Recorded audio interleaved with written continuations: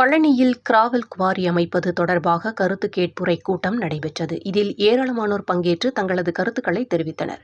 திண்டுக்கல் மாவட்டம் கொழுமம் கொண்டான் ஊராட்சியில் 2.33 ஹெக்டேர் பரப்பளவில் தனியார் நிறுவனம் கிராவல் குவாரி அமைத்துக் கொள்ள தமிழக அரசு அனுமதி அளிப்பது தொடர்பான பொதுமக்கள் கருத்து கேட்பு கூட்டம் நடைபெற்றது.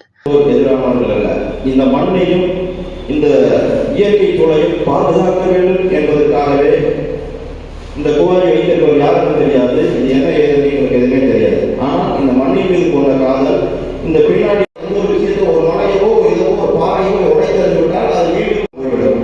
திட்ட அறிக்கையில் ஒரு மிகப்பெரிய விஷயத்தை சொல்லும், உண்மைக்கு புறமான விஷயத்தை சொன்னார்கள்.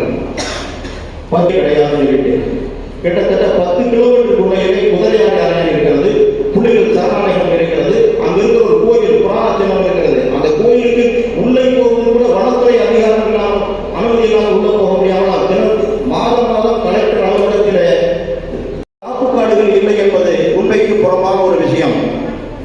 மேலும் நம்மெல்லாம் விட்டு செல்லக்கூடிய ஒரு மிகப்பெரிய ஒரு புராதன சின்னம் பக்கத்தில் 5 கிலோமீட்டர் பக்கத்தில் ஐவர் மலை என்ற ஒரு மலை. இந்த மலையினால் இந்த கல்குவாரி அமைக்கப்பட்டால் அந்த மலைக்கு வெளியே கலந்துச்சுன்னா அந்த மலைக்கு தேவைப்படும் அந்த எவ்வளவு காப்புவாரி வைத்திருந்தார்களோ அந்த சாம கோயில் அனைத்தும்.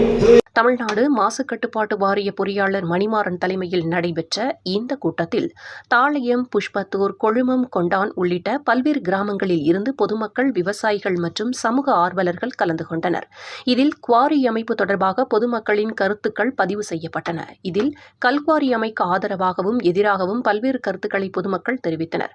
கருத்துக்களை கேட்ட அதிகாரிகள் கூட்டத்தின் அறிக்கையை தமிழக அரசிற்கு அனுப்பி வைக்கப்பட்டு அதன் அடிப்படையில் முடிவுகள் எடுக்கப்படும் என அதிகாரிகள் தெரிவித்தனர். பழனி டிஎஸ்பி சுப்பையா, கோட்டாட்சியர் உள்ளிட்ட அதிகாரிகள் பலர் கலந்து கொண்டனர்.